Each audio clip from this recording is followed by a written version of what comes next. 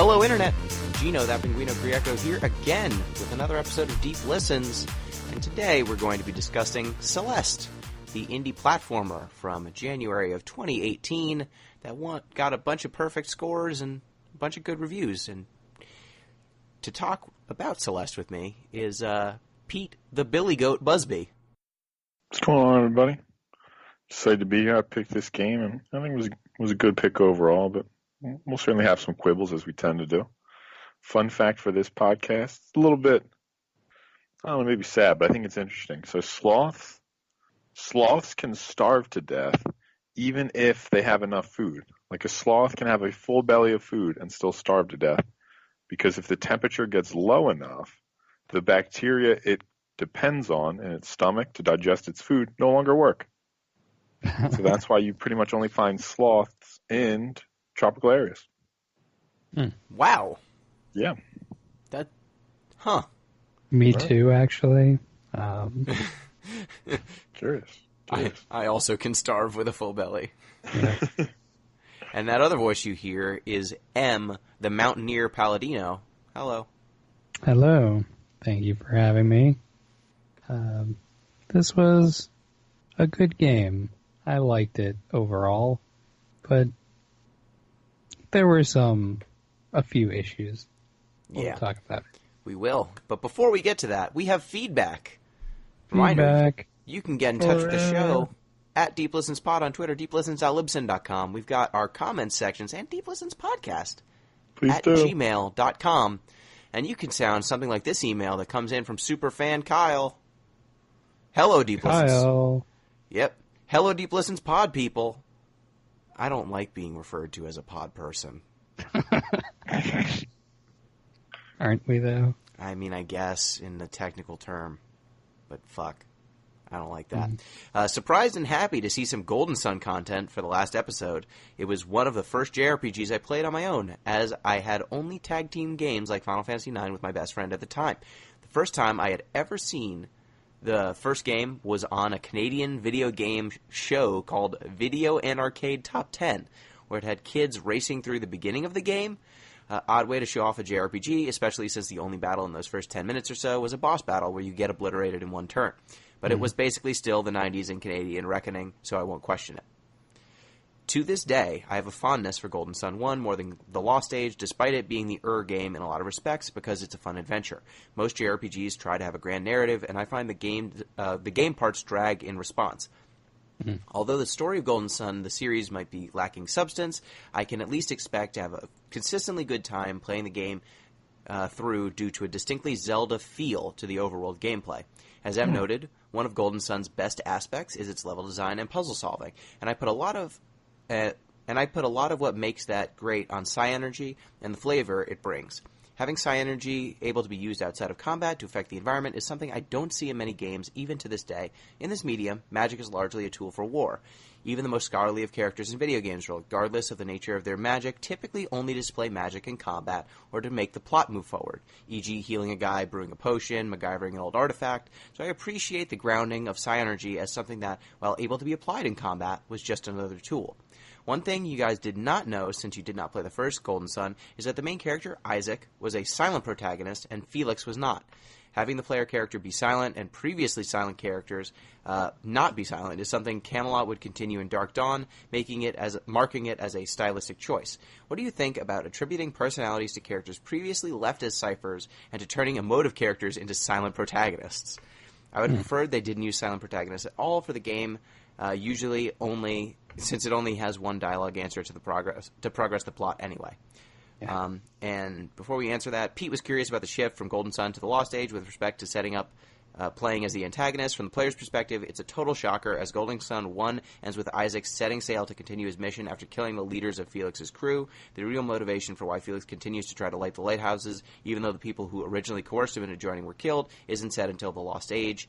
Though there are a couple of lines of dialogue at the end that suggest there's more to it than destroying the world. Isaac's group is led to believe by the floating eye that the return of alchemy will cause a cataclysm. From a dev perspective, Golden Sun and The Lost Age were meant to be one continuous game, but were forced to be split due to space concerns. The idea to play as both the protagonist and antagonist came from the Shining Force games that Camelot also made. Thanks for the fun discussion as always, Kyle. So, to answer the question, what do you think about sucking the personality out of someone and then injecting it into another character? It is weird that video games are really the only medium I can think of that employs a silent protagonist. Yeah. Like, it doesn't happen in movies. If you were to watch a movie and there was a protagonist that just didn't talk and things happened around them, you'd probably find it odd. It'd be super creepy. I have an idea for a movie. Oh. We need to do this. I think I have the same idea. It's like in the Doom movie where all of a sudden it becomes first person towards the end. We need to make a JRPG movie where the protagonist just doesn't say shit for 2.5 hours. I feel like there's a YouTube series of videos that's kind of like this. Probably. There's a YouTube series of videos for everything, but I just want a movie where the protagonist never speaks, they're on screen, but everyone like expectantly looks at them, and then they just continue their discussion after they don't say anything. And I need all of the side characters to act as though they had conversations with the main character that were off screen. Like, everyone feels this deep connection to the main character despite their complete lack of personality. I'm going to have to cut all this out so people don't steal our idea. Exactly. I also need it to be like Clue, in that there are multiple endings. Mm-hmm. You know, one where you romance the mage, one where the main character romances the archer. You know, Clue's a good movie. Clue is a good movie. I recently watched it. That's our takeaway from Golden Sun. Clue is a good movie. Golden Sun, Clue is a good movie. And I'd also like to shout out, we got some iTunes reviews. Really? After a call for iTunes reviews. And the feedback was large. It was good. We got a 4. It's not the 5 we strive for, but that's fine. Mm-hmm. The critique was sometimes we're a little too harsh when we don't like a game. That's true. It's more fun to be mean than it is to be nice. Yeah, sometimes we tag team a little too hard. But that, you know, I spend a lot of time playing the games usually. So when they suck, it really bothers me.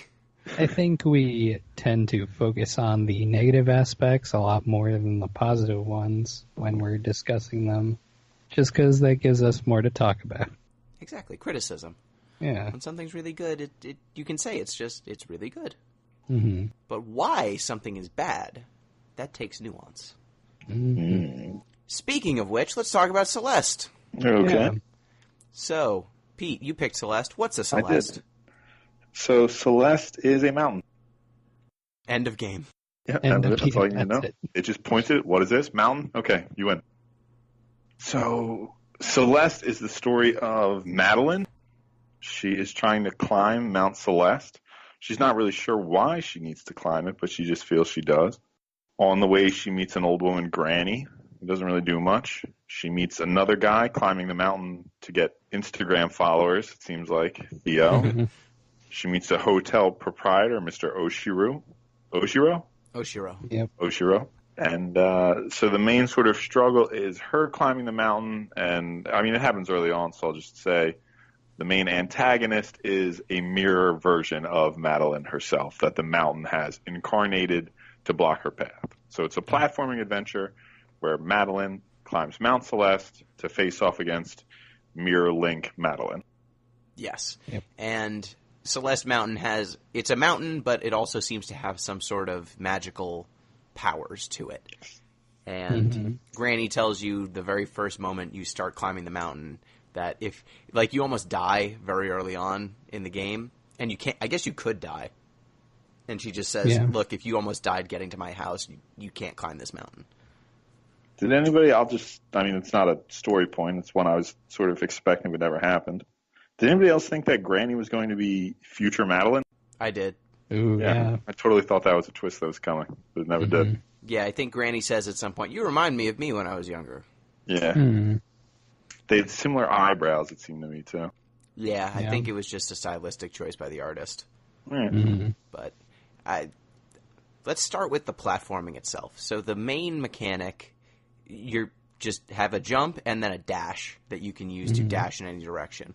And that's pretty much all that you have in terms of what your character can do directly. All the other mechanics kind of come up as things that you interact with or jump on. Yes. Yeah. What do you think of the central gameplay mechanic, the dash? It seemed pretty tight. I mean, I liked that they didn't sort of A lot of the times you see games will split the like land dash and air dash, and like, ooh, get a second skill. I was happy they didn't do that because it opens up more variety, so to speak, at the very beginning. Yeah. Mm-hmm. I was playing on the Switch because the PC was a little too weird with 3 buttons. So the dash in the Switch version is very finicky when you're using the thumbstick. Like, if you are pointing in the wrong direction, you will go in that direction, and that will often be the death of you. So I think that could have been a little bit better, but that just might be the medium. Yeah, I mean, that's something that I found. The dash, I believe, is just 8 directional. Mm-hmm. You can go up, down, left, right, and then the diagonals. Yeah. But your movement is analog. Yeah. So the dash can be a little finicky compared to the other things. It made me, at some points, want to use the D-pad, and some points want to use the analog stick when I was controlling. Because controlling that dash and making 100% certain you're going to go in the right direction is really key. Like, there are points in this game where you definitely need to, like, jump straight and then dash diagonally, or jump straight and dash right. And if you're off by even a little bit in any direction, you just die. Because towards the middle and end of this game, it feels like everything is just covered in spikes. Yeah. Yeah, it is. The hotel part in particular was where the most challenging bit of the dash puzzle was for me. I don't know if it was in your experience. I think I died about 700 times in that section alone. Yeah. Yeah, the numbers creep up pretty high. Yep. Yeah, that's worth mentioning. This game has a death counter for you. Yeah. It does. They're very nice about it, though. Yes, they are. One of the like mid-level missions is like, hey, if you're dying, you're learning. Keep it up. That's what I took away from it. I was like, that's really nice, actually. Because I usually see, like, I died 700 times. I've failed 700 times, you know? Mm-hmm. But they were nice about that. They also, in that little tooltip section, were like, hey, the strawberries that you see around there that you can pick up, those don't actually do anything. So it's just for, like, brownie points, basically. Mm-hmm. And that took a lot of the pressure off of me, because I was like, all right, I don't have to do any of these. So whenever there was a room that was just like one strawberry and a whole mess of traps to get to it, I was like, all right, bye. Yeah. Well, after the first level or two, I was just like, oh, wow, it's a strawberry with 7 guillotines in front of it? Whoops. I'm sorry I disturbed you. Let me go back the other way. I found out where I needed to go by which areas did not have strawberries. Yeah. Reasonable, sure. I did really appreciate the tone, though, because this game is maybe the most difficult game we've played for this podcast. Definitely up there. You think it's harder than Cuphead? Yes. Yes, I think it's definitely harder. I found it harder than Cuphead, personally. Just because Cuphead, if you had the right mix of weapons and stuff, that's a good point. you could find ways to get around it, or, you know, at least ways that were more appealing to you. Celeste, at certain points, is just like, you need to just fucking do it. Yeah. This jump is tight, it's difficult, you will die if you're off by a centimeter in any direction. Just do it. For how difficult it is, it definitely was like a top 5 most difficult game we've ever played for this show. And because of the tone and the game developers having those little messages that say, if you're dying, you're learning, take breaks. If you're having a hard time, there's an assist mode that can help you, and we'll discuss that a little bit further. It made it not as shitty as something like, what was that samurai game that Billy really likes? Fury or Dark Souls. The kind of fuck you attitude of those games, like, do better. Celeste is more of a, do better. Yeah. And that slight tonal change just changed my reaction. At least for, I would say, 90% of this game. Just not being a dick about you dying or making fun of you or just having good checkpointing. Yeah, you just go back to the beginning of the room. Yeah. A lot nicer than most games in this genre. Mega Man games do not do that. You go back all the way or to a checkpoint. This one was kind in that regard. Yes. And I think if it didn't have that, I would have dropped it much faster. 100%. I mean, I died something like 1,400 times, maybe more, throughout like the whole game. If it had launched me anywhere back than the exact room I was in, I would have stopped immediately. Yeah, I died 1,000 times, and I did not use the assists until the last maybe 4 puzzles because I was just over it. Yeah. I had learned the lesson that I had to learn. It's like, I got it. I get it. I get what you're asking me to do. I really do. But my stupid hands, these stupid hands. I need to get a robot devil. I was going to say, got stupid fingers. Yes. As my old teacher taught me. Miss Maple, you have what we call stupid fingers. How hard did you say you were hitting him? Fairly hard. Yeah. Yeah, so these stupid hands at this point, I was having a hard time with some of the jumps. They are really precise. Like, this game does not fuck around. No. And what is a fairly simple mechanic of jump then dash, once you dash one, you only get one air dash, and then you need to recharge it either by landing on the ground, or there are some mechanics, some objects you can jump into. Like, sometimes there's diamond-looking things that if you jump into them, it restores your air dash. A recharge bubble, basically. Yeah, there's recharge bubbles, like 2 different kinds of recharge bubbles. There's also, later on, like a purple thing that you can kind of get thrown up, and that'll recharge your air dash as well. And you also have a climb. You can climb up surfaces by holding onto this climb button. But you can only hold for a few seconds before you lose strength and then will fall. Yes. Mm-hmm. So a lot of this game is just like finding safe places to hang and then going. And nothing about this game lets you just stop and think, for the most part. Unless you're on solid ground, and usually that's where the checkpoint is. It's just like, go. Just do it, just go. Yep. Like, I was playing this at work, and people kept coming up to the register when I was trying to do a hard room. I was like, I don't think I'm getting through this today. If you are distracted at all, you're just going to miss, and it's just going to take even longer. Yeah, I tried to focus, but it just demands so much of you. Yeah. I found each level kind of focuses on either a different mechanic, like they'll introduce recharging your dash in the middle, or different objects that interact with you in weird ways, like blocks that if you dash into them, they'll chase after you, or blocks you stand on and then you can steer them. And the levels that were centered on a mechanic like that, I wasn't that upset with them. I didn't find them that bad. It was when they combined that with really precise timing of jumps, the parts where it was more dexterity than puzzle, that tended to get me a little bit more frustrated. Yeah. What did you guys find in terms of challenging moments? I mean, I've never been a fan of like fast twitch sort of games. Basically the same thing you were saying, Gino, like in those moments where it became more or less reaction speed. So like there are a lot of puzzles where you have to like jump out to the left, dash back to the right. And I find those midair switches, especially if you're like dropping down, coming back up and around, or sort of falling off that moving platform, it becomes a lot more irritating when you have to make those midair direction shifts.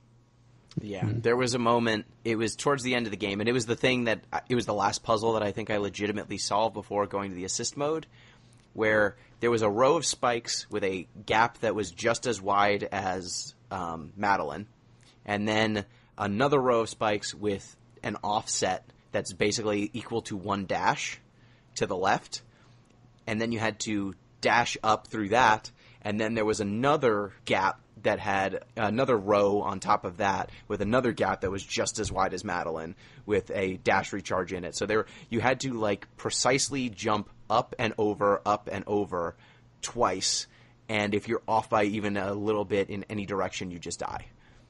And I was just like, I get what you need me to do, but it's going to take me like 100 attempts to do this.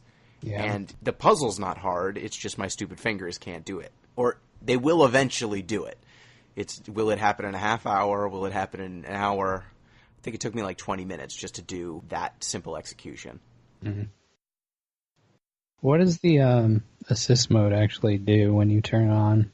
Yeah, so the assist mode I found was one of the most impressive that I've seen in a game. They've got a variety of options. So you can slow the game down, you can give yourself more air dashes, and it'll go like from like 1 to 2. I think they might give you 3, and then there's just infinite air dashes. You can turn on invincibility. I think there might have been 1 or 2 more assists as well. But it lets you get through the game if you're having a hard time. And not everyone, like, for as stupid as my fingers feel sometimes, there are people who have even, greater difficulty. Like, if you have a physical disability, getting through this game without using the assists might be actually impossible. So having assists that allow you to play through this, because it actually has a story. We've been talking about nothing but mechanics so far, but the story is actually pretty impressive for a indie platformer. Most of these games don't have a story at all, or it's incoherent. Yeah. If you want to experience that, you can, which is something that most games, they don't even think to do. It took Fury, a year to patch in assists? Is that true? I remember they patched it in eventually. I don't know the timing, though. I just never really think about Fury anymore. That's a I good try call. not to think about it. I tried not to think about it, but Billy wanted to play it for the community endurance run, so I had to boost his spirits when he was getting beaten by Samurai Man. Did either of you use the assist mode at all? I didn't even go into the menu at all, I don't think. I checked them out, but I didn't use them. Yeah. Okay, so you both got to the top of the mountain without assists? I didn't get to the top. I was in that part where you fell down. Like right after Theo and the crystal and getting through the temple. And then I hit a point where I just couldn't get past one weird jump puzzle. Yeah. And I watched the rest. I found that once I got to that section where you fall down, they introduce a mechanic where there's feathers. Yeah. And if you catch them, you turn into a ball of light that can move in 360 around in any direction. And you move faster if you're holding a direction. You slow down if you hold nothing. Yeah. But those sections tend to be just go through this corridor that has spikes on all the sides, and we're going to make you do S loop, like S turns, and don't touch anything. And it's very fast. And it was at that point where I thought, this game must be over soon. Yeah. If I just that's the impression that I got too. If I just get through this, it will be done. And it wasn't. And when it wasn't, I was just like, oh no. It seems like it lasted just slightly longer than it probably should have. At least for me. Yeah, with the story notes. I get it at that point. I see what you're trying to make me do. Yeah. So should we talk about the story? Let's do it. So Madeline is climbing this mountain. She meets Granny. Granny gives her a warning. Celeste Mountain will reveal things about yourself that you might not want to know. Something's up with this mountain. Madeline says, you're an old person. Who cares? I'm going to climb this mountain. She starts going. At one point, she gets to a temple with a mirror on it. Yes. And when she stands in front of the mirror, it causes a version of herself to manifest. A purple version with red eyes, which means it's evil. And that version of herself tries to basically get you to turn back, but Madeline refuses. And there's a flashback after she kind of escapes the temple where she sees a guy on a phone. And I guess it implies that there's a breakup. Is that what you took from it? Yeah, it seemed like it. Something about calling a lot in the middle of the night, too. Yeah. If I remember correctly. Yeah, it sounds like Madeline is not in a good way emotionally. No. And she's climbing this mountain. You meet Theo, who's a fellow climber, and you can talk to him, and he's from Seattle and is way into selfies and has cool hair. I did appreciate that his text box has kind of a lumberjacky pattern. Yeah. What do you think of Theo while we're on this subject? Theo's just like an archetype of person I don't really like. Yeah, that's like, fair. I have no problem with like Theo the individual. I don't like Theo the type. Gotcha. Yeah, I didn't mind his relentless positivity and his we're gonna get through this. It was when he would take out his phone and be like, we need to take this selfie right here, right now, and get these grams. Yeah. That I didn't super enjoy, but I overall I liked Theo. I liked his relationship with Madeline. I liked how they kind of start bringing the best out of each other as they're climbing. though it's really only in a cutscene or two where you see this happen. Mm-hmm. There is a huge... Did you do, like, the whole campfire discussion? Yes. Yeah. So there's a huge, just for our listeners, there's a huge, basically, exposition and information dump where you just sit around a campfire and you and Theo, I shouldn't say you, Theo and Madeline ask each other questions, sort of back and forth. And it goes on forever. But in the interest of content for our listeners, I did the whole thing, and I hated it. You did? I loved it. You didn't like it? I didn't hate the content. I hated the fact that they were like, all right, we need a whole bunch of stuff in this story. Campfire discussion, heart to heart. Let's get it all on the table. Maybe it was just because there was a lot of platforming difficulties I had up until that point, and a section where it seemed like this was going to be the apotheosis moment, where you're just going to go to... Because it's right before what is ostensibly the summit of the mountain, right? Yeah. It looks like the next thing you're going to do is get to the top of the mountain. I was like, oh, wow, they're going to give you all this story, we're going to have this nice heart-to-heart, and then I'm going to finish the game. No. No. No. And Theo even says, oh, you're going to reach the summit tomorrow. And then something bad happens and you don't. Yeah. And then you do, but it takes like another hour or two, depending on how fast you do it. That moment really threw me. And I guess the other story, you do go to that mansion or that hotel, and there's a ghost man who's there, who's trapped because I guess when you die on the mountain, you're trapped there as a ghost. It's like an unfinished business sort of thing, I think. There's not really an explanation. But he just really liked the hotel, and he wanted people to come there and see the mountain, and that's why he was like, oh, you can't leave, you gotta come to the presidential suite. And then you get there, and you're like, well, this is nice, I guess. And then you leave. It tries to be ambiguous about whether he's a ghost, but he's fucking floating. He's floating, and he's see-through. Yeah. Madeline's just like, no, you're totally corporeal, my guy. Yeah, this is all going to work out. It's an odd sort of thing because he strings it along like, oh, no, I'm totally not dead. This hotel's so good. And it's just like disrepair, all of these monsters floating around that you need to not walk into. I don't know. That section was okay.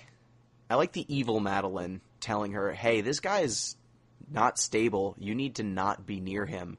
This is going to go badly for you and badly for him.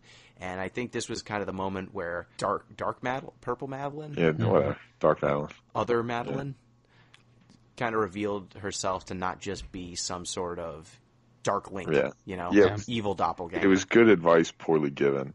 And this is where, I mean, the whole crux of the game isn't... It seems initially like it's going to be like, oh, you need to discard these negative parts of yourself. Like basically like a sloughing off of parts of your personality you don't want. But it's really more of an integrative story. Yeah. Like it's about recognizing that like, no, you need both halves of these personality. It's just maybe about bringing them into better alignment. Yeah. The game seems to imply that, well, Madeline definitely is dealing with anxiety and depression. And she's come to the mountain in order to achieve something, like a nebulous something. And she thinks climbing a mountain would be a good thing. And I do like her exchange with Theo, where she says, like, if I'm going to do something, I got to do it all the way. So if I'm going to achieve something, I need to climb a mountain. So here's what I'm thinking, right? So how do we view the mountain? Is the mountain just supposed to be like an ambiguous goal, as in like you need to have things, or is climbing the mountain supposed to be itself a metaphor for her journey towards mental stability? Because if I'm putting my card on the table. If it's the latter, that's a bad metaphor.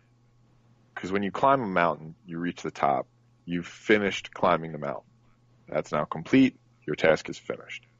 Whereas something like ongoing mental health, I mean, the very fact that I just called it ongoing mental health isn't like climbing a mountain. There's no summit. This is like a thing you do now. Yeah, it's something that you have to work on every day. It's not like you do it once and then you're done. Exactly. Like epiphanies are useless if they're not sustained in consistent behavioral, cognitive work. Yeah, and I think that the game's metaphor is muddled enough that you asking the question is kind of an issue. like that you have to ask, because at moments, I mean, when Madeline and other Madeline have a discussion, they basically, at first she tries to leave her darkness on the mountain. By darkness, I mean other Madeline has a lot of caution, anxiety, fear of being left behind. She lashes out at other people when she feels threatened. She's got all of these emotions that one would generally code as negative. And then eventually you kind of talk her down, like you fight her basically, and then talk her down. And once you do that, other Madeline and regular Madeline have an understanding that actually these two parts of my personality are entirely essential. And then they fuse into like a Super Saiyan Madeline. Yeah, her hair changes. Her hair changes, and then it says level up, and then you get a double dash, and Dark Madeline will give you like platforming help at different points in the game. And I think that metaphor very clearly is like the act of climbing the mountain brought about a mental change in Madeline that is permanent, right? Because it says level up. It doesn't say like had a revelation, but now you need to do these workbooks. Yeah, right. Like level up, but you need to continue at this pace to maintain these experience gains. Yeah, it's a transformative epiphany moment, and then from that, and the game even kind of implies it, because once you get past that section and you fuse together, you kind of climb through all of the previous parts of the mountain in record time, and you have these conversations with other Madeline about how things are going to work going forward now that she's had her revelation. So I want it to be that the game is saying climbing the mountain is just, it's a thing that happened that spurs this moment, but work must still be done. But it seems to be a lot, the gameplay and the mechanics imply more the latter reading. Yeah. Climbing the mountain's the thing she had to do. The cheerful post-game montage seems to suggest the same thing. Like, it's not a montage of, well, I guess maybe those are activities that would help with Madeline's mental health.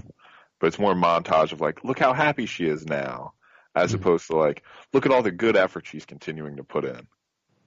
Yeah. Yeah, I still enjoyed most of the journey and the storytelling, like using the mountain climbing as a metaphor. I think it at least works on the surface level, but I agree that getting to mental stability, like help, in a place where you're stable and happy and you don't always have to be happy, but in a place where she's not racked with anxiety and guilt all the time and self-loathing, getting to that place is not a one-time conversation or one activity and then you're good sort of thing. And the game, maybe if it went on longer, you would see more of that, but it doesn't. It just ends. Would you want it to go on longer? I don't want to play it more. If it was going to be more platforming, I would, if there was a come down moment where you're like coming down the mountain and having a conversation with Theo or something like that, I think I would have appreciated that. If it was a cutscene, that would have been nice. Maybe like a minecart level down the mountain. That would be cool. Yeah. Or like that dialogue system again. If they use that again, that would have been fine. Yeah. But I just think that having a little bit more closure when you're doing a metaphor like this might have made sense, but I'm not going to fault it that much. Like, I think most of the storytelling here worked for me, and I think that the metaphor, like compared to some of the other messages we've played in similar games, either they're not there or they're bad. My only thought with this game, though, and this is a question I wanted to bring up and just see what you guys think about it, really, is, and I don't know what my answer would be. I haven't explored the genre enough, but are we at a point where it's no longer sufficient to just tell a story about mental health? As in, like, we're now acknowledging mental health to an extent that it's no longer enough to just bring it up, to, like, be talking about it. Because I feel like that's basically what Celeste did. Right? Like, it was an interesting sort of picture of, basically, okay, here, you need to work on your mental health. But I didn't feel like it was telling me anything unique, different, special, right, or particularly interesting within that context. So I guess that's my question, right? Like, has acknowledging mental health, the importance of it, the struggles, many, many people go through, become widespread enough that you now need to do something more. Are you saying like we have to couch it in like a platformer, or how No, do I'm you? saying, here's my question, right? Like, Yeah. is awareness building necessary any longer, such that it's worth just doing that? I think I think I would want to make the case that we have enough awareness now. Tell me something new. Tell me something different. This game is probably towards the tail end of that, like, analysis of mental health in games. Like, what was Hellblade?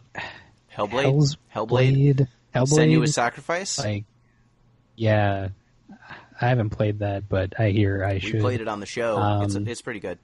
Yeah. It's solid. It is. Yeah. Like, that was in the same time period as this game, I believe. It was 2018. Yeah. So I feel like maybe for us who like look at games like critically, maybe it's like sort of old hat now.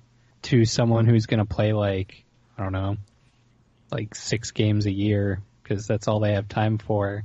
I feel like there's always room for like more looking at mental health through a critical lens. I don't think like we're oversaturated with it by any means. No. There's definitely like ways to do it that we probably haven't seen yet. And this is just like, you know, very basic, I would think. Like, not elementary, but... Yeah, I would say I disagree with the premise that this game doesn't do that much with it other than awareness building, because the entire gameplay loop here is a metaphor for this person working on trying to have the revelation that at least will allow her to have consistent mental health improvement, right? Or to do the work. She needs to have the revelation before she can start doing the work, because the state she's in when she comes onto the mountain is in complete denial and complete loss for, you know, where she fits in the world. So she has to have the epiphany. You need to, you know, the game has literally her hitting rock bottom. She falls in a cave off the top of the mountain. But you need to find the bottom before you can start to build it yourself up. And I think that the game is trying, obviously, a large metaphor for coming to terms with her anxiety and depression and finding a way through it. So I don't think it's just representing it. It's not just name-dropping it.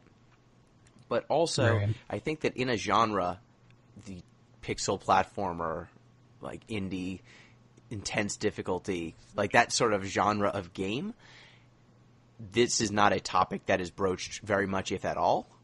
And I think the audience that would come to a game like this seeking a very difficult puzzle platformer would not necessarily be the audience that's also watching Crazy Ex-Girlfriend or going to play maybe The Walking Dead or some of the other games we play, or Life is Strange. You know, some of the games that we played that broach these topics very explicitly appeal to different types of players than something like this. This game, I think, in gameplay terms, has more in common with I Want to Be the Guy than it does any of those other games I just mentioned, but at least story-wise and thematically, it's playing in that more emotional genre. Perhaps I'm being overly reductive, like in my quest to make this point, but it seems like the takeaway from Celeste is, if we're being as simple as possible, is something along the lines of accept yourself or accept all parts of your personality. That's not like a revolutionary message on par with like Foucault's assertion that madness is a method of state control in more ways than one. Like, I just think we're at a point now where a message like accept yourself is no longer interesting enough to carry a story. I would say, again, if outside of this genre, maybe. Like, puzzle platformers generally do not have a story. Or if they have a story, it is so secondary. It's save a princess. Like, Braid blew people's minds because it had just kind of vague, navel-gazy sort of messaging behind it. That was like, oh, is this person like a stalker, or does the lady represent the atomic bomb? Turns out he was kind of a stalker, yes. But... So, like, that was a revelation. And that was, that was Yeah. a decade before Celeste, but it's not like this genre is awash with examples of games that are thinking about anything other than telling a novel story and then having strong gameplay. I think this game manages, like most of its achievements are in gameplay, but having that additional storytelling separates it. It's what would make me play this game. I would not have touched this if that was not there, for the most part. I mean, I don't necessarily disagree with any of the points you're making, Gino, but it just seems to me like now you're shifting the curve, right? Like I'm suggesting that, look, we're grading this story on a curve because it's talking about an issue like mental illness. I don't like that. I don't want to grade it on a curve. And you're saying, yeah, but I'm going to put it on a different curve. It's a good story for a platformer. And my point is, I don't want any curves. Whether that curve's better or not is immaterial to me. And I agree. Like, if I was ranking this game's story against some of the other games we played or against other pieces of literature, Celeste isn't beating The Great Gatsby. It's not beating Moby Dick. Like, Great Gatsby, not a great story about mental health either. Not very good about it. It's not beating some of my other The Good Place. I don't think I'd put it up there against that one. But I think that I don't like grading on a curve, but understanding where people's appreciation of a work can be, where they're coming from, I think helps you contextualize why this game got a bunch of 10s and why this game is so beloved. It reached people who otherwise would not have heard this message. And if you have to do it in a novel, like give the message in a novel way so that people who otherwise would not have found it, find it, more power to you, even if you didn't say anything truly revolutionary. Yeah. I don't think there's a lot of crossover with, good portrayals of, panic attacks and positive mental health and also, really heavy platforming. It seems like those are two distinct things. So the fact that this went into that area at all is pretty noteworthy, I would say. Yeah. Okay. Follow-up question. I don't think this is necessarily what Celeste is doing. Something you said, Gino, just made me think about. Is it worth simplifying a message to reach a new audience if that simplified message might give them a distorted picture of the subject? It's like hypothetically in this case. If playing Celeste made somebody unaccustomed to thinking about mental illness, except the sort of mountain climbing metaphor that it's basically a one-time deal. Like you reach the top, you're cured. Is it still worth delivering that message if that's the way if you need to simplify something for people to understand it, but that simplification will necessarily distort what you're describing, is it still worth simplifying? I would say that I don't think this game needed to simplify, and that's where I accept your criticism, right? I think if this game, in my ideal version of Celeste, right, there would be something after you got to the mountaintop that contextualized it a little bit further. But I think that adding the story in the first place, getting 75% of the way there, makes this game stand out, even if it is flawed. Yeah, I was basically just asking general hypothetical. I would say. I was curious. And what do you think? One more time. So here's my problem, right? If you describe mental health, or let's say if you describe working for mental health in a way that's simple enough for people who don't typically bother to think about it at all, to start thinking about it, they might start thinking it's simple and easy based on the way you described it for them to understand it. I feel like there's some level of responsibility you have to take if you are addressing heavy themes like this in your game, which is to go all the way with it and make sure that the apotheosis, as it were, doesn't absolve the work that has to be put into good mental health on a regular basis. If anything, I think that this game might have lost some points for that. The attempt was there, but it kind of got lost in the sauce, as it were, with being you finished this game, it was really hard, and You've leveled up. Reached the top of the mountain and you leveled up.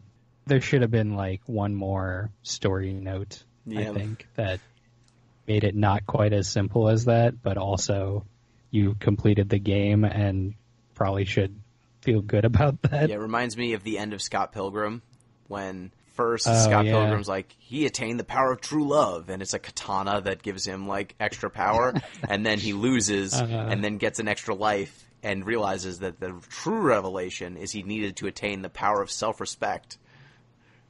And once he attains that, then he's really got it. So you get the next step. It's like, true love, that's what I really need. No, what you really need is to be okay with yourself. Scott Pilgrim has the same message as Celeste, is what I'm saying. Yes. But I would say that if this is truly a choice where you have to simplify in order to reach a bigger audience, I don't think that's, it's a hypothetical, right? It's an imperfect thing. Yeah, no, that's what I said. I'm if you had to do it, I would say better to reach a larger audience and at least get them some of the way there and hope that some of them keep going, and then hope that offsets the number of people who take your simplified thing as gospel. Right. Like, I would prefer a world where more people are half informed than uninformed. Mm-hmm. Yeah, I feel like that does give a benefit to us discussing this, because we are like the ones who point people in the right direction after they've played this game. Like, if you like the story of Celeste, you might want to look into like actual how mental health works. As the analyst, yes. I'm a video game analyst. Yeah, that's what we are now. So something that occurred to me when I was playing Celeste is actually right now on Mount Everest, currently, there's a problem. Because a lot of people want to challenge themselves in much the way that Madeline did, and they think climbing the biggest mountain in the world is the way to do it. And it turns out right now on the top of Mount Everest, there's a line of people waiting to get to the summit because there's only so much mountain, and it's the warm months, so this is kind of the time to go. And people are dying on the top of Mount Everest waiting to get to the top because the line is too long, and being up there is cold, and there's not a lot of oxygen. No. Wait, they're standing in a line on Mount Everest, like on the mountain? On the top of the mountain, there's a line of hundreds, like tens or hundreds of people waiting to get to the top and then come back down. And people are dying in line because they want to. Being 90% of the way there is not good enough. They need to take a picture from the top. Right. Imagine if you had 90. If you go to Mount Everest, you really want to get to the top, though, right? Yeah. Like, you don't go all the way to Mount Everest and then turn around at the bottom. I know, but I feel like there's a lot of Theos. They're like, I need to get the selfie, otherwise it didn't happen. And I can appreciate it, but do you think mountain climbing, just as an achievement that we revere, might just be, I don't know, like achieving anything arbitrarily can seem silly, but when you get to the point where a bunch of people are paying a bunch of money to climb a mountain and then die on the way to the top, not just because it's difficult, but because they're literally in a queue waiting for the achievement. Do you think something's become to the point of parody where maybe you don't do it? 1,000,000,000%. Like, I've always thought climbing Everest was kind of a specious accomplishment, given like the people who do it and the amount it seems to cost. And that there are people who make a career out of getting any schlub to the top of Mount Everest. Like, I'm okay with it, I guess, insofar as it's a huge part of the economy there, and these people generally don't have all that much. But, like, as a achievement for me, well-off Westerner, no, I don't understand the appeal of Everest. Yeah, I like my mountain climbing feats when it's a person free climbing or doing something that no one can do. And it seems like Everest, a lot of the time, is an achievement for those who can afford it. Yeah. How did we turn climbing Mount Everest into, like, the worst possible capitalist trap? It's the weirdest thing to me. I mean, if we could just turn it into, like, a thing to freeze rich people at the top of a mountain, like, cool. Fine with me. I was going to say, it's basically what it is now, right? Yeah. How many people have died up there just waiting in a line? I think it was 10 when last I checked, but I know that Mandy Moore is either climbing Everest or just climbed Everest, so I want her to get down safe. Mandy Moore, really? We need Mandy Moore. Okay. She needs to finish This Is Us. She needs to put out another album. She's delightful. We need her. You could leave the rich people who flew up there and just said, I need a selfie at the top of the mountain. But Mandy Moore comes down safe, damn it. I agree with you. That sounds like a fair compromise. Yeah, so it was just an interesting confluence of events that we were playing Celeste while there was an actual crisis on Mount Everest due to people climbing. And I would say Celeste Mountain seems to be haunted, and people shouldn't climb it. No. Probably not. I like that it was in Canada. Was it really? Yeah, there was a Canadian flag. I didn't even notice that. Yeah. Oh, wait, no, actually, I think maybe I did, or maybe I'm just... Theo talks about it being in Canada at one point in that, fire discussion. It's Fireside Chat. Yeah. Maybe I just got sick of it and I stopped paying attention. Yeah, I don't know. That moment resonated with me just because Theo was talking about how his grandpa taught him about mountain climbing, and that was the reason he was there, because his grandpa told him about it. Mm-hmm. And as someone whose grandpa took him to the top of a mountain and instilled in him a love of hiking and stuff like that, it resonated with me in a very specific way. Which mountain, if I can ask? I took you up to the top, Sam's Point. Oh, cool. Very nice. You've gone with I me. have. Yeah, the ice caves over Yeah, there are really I cool. remember. Sam's Point in New York, that place is super dope. And the lake on the top of the mountain as well is really cool. There's a lake on a mountain?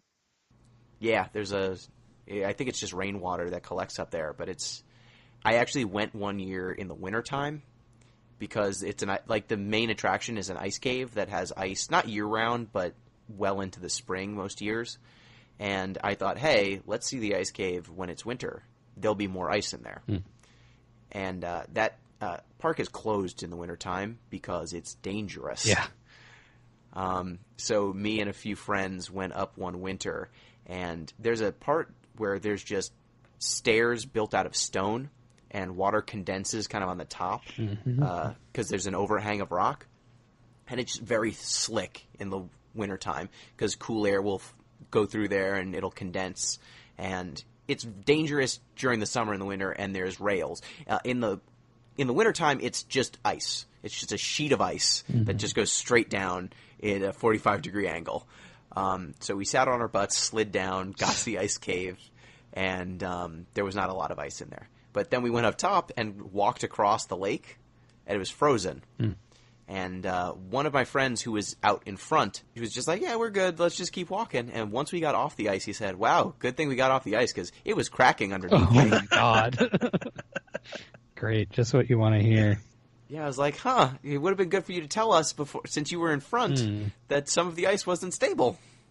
Yeah, well, But we were fine. Everyone was fine. it didn't come up, you know? Yep. But it was a very memorable trip. And so, yeah, Theo's explanation of, his high-achieving sister who's trying to get into civil rights law. Theo's character resonated with me due to a bunch of biographical elements that happened to coincide with my own biography in some ways. So I just appreciated him for that reason, though he's kind of a tool. Yeah, a little bit. He's a very positive tool, though. He's a very nice guy tool. Yeah. Yes, he's a very nice tool. As far as tools go, he's a very nice tool. He's like a Phillips screwdriver. There are worse sort of tools to be. He's useful. You need him. He solves specific problems for you. He gets trapped in a crystal, and then you use him to solve puzzles later in the game. As we all. I did enjoy throwing him. Yeah. What'd you think of that part, by the way? Where you're in this temple, and then all of a sudden it goes nuts, and everything is eye monsters and... Whatever. I mean, I probably would have liked a slightly more grounded narrative, but I mean, after we had a dream sequence and a ghost hotel, Yeah. I mean, what was the difference, really? Yeah, I appreciated it because they went all the way. Once you have a mirror that brings out your inner anxieties, sure, go all the way with it. I enjoyed him being trapped, and then their nightmares kind of blending. She's really scared, I guess, of tentacle monsters, and he's scared of eyeballs for some reason. Well, he is like an Instagrammer, and he's putting himself on the internet for people to view, and he has a lot of eyes in his nightmares, basically. So that metaphor was there. Oh, yeah, and he's frozen, so he's basically been turned into an object for people to look at with no agency. I like that, you know? We worked out what that metaphor was. Great. Yeah. But yeah, I enjoyed throwing him at monsters. That was fun. Mm-hmm. Yeah, it was a nice change of pace using like the crystal Theo. Mm-hmm. So I think that's all I've got for Celeste. Anything else spring to mind? No, I asked my convoluted hypotheticals already. Great. Yeah. All right, so it's my turn to pick again. Do it. This is going to be our 99th episode. Woo. Which, just as a reminder, our 100th episode is coming up soon. So A lot of episodes. That's 100 main week episodes. podcast. That's even more than 100 episodes, because there's a lot of off weeks. Yeah. We've already passed 200 episodes. But 100th mainline episode. Get in your emails. We'll be doing something for the 100th episode, but the 99th episode will be a normal episode. And that episode will be on Outer Worlds, a game that is fairly recent. Okay.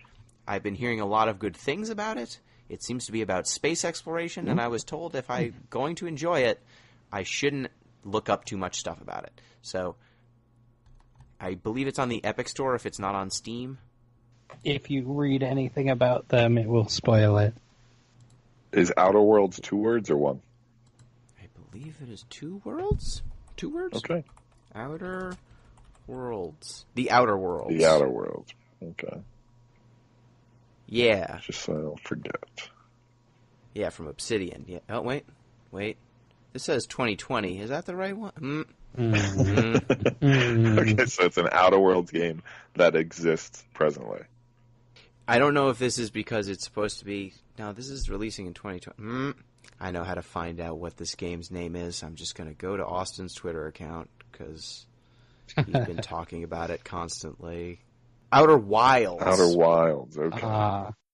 Outer Wilds. Got it. That'd be cooler if we were playing a game from the future, but, we do what we can. I'm glad we didn't play the wrong... That would have been a real egg on my face if we played the wrong game. I mean, after 99 episodes, we almost have it figured out. Okay, it looks like it's not on Steam, but it's on the Epic Game Store. So we'll work it out. We'll find a way. Okay. All right. So thank you, Pete. Always a pleasure. I think this is a game worth playing, even with maybe a few small caveats as we discussed during the show. Still good and fun. Yes. Thank you, Em. Thank you. Always a pleasure. And thank you, listeners. Reminder, if you want to get in touch with the show, you can do so at DeepListensPod, on Twitter, deeplistens.libsyn.com. We've got our comment sections and deeplistenspodcast@gmail.com. You can send in emails. Till next time, peace!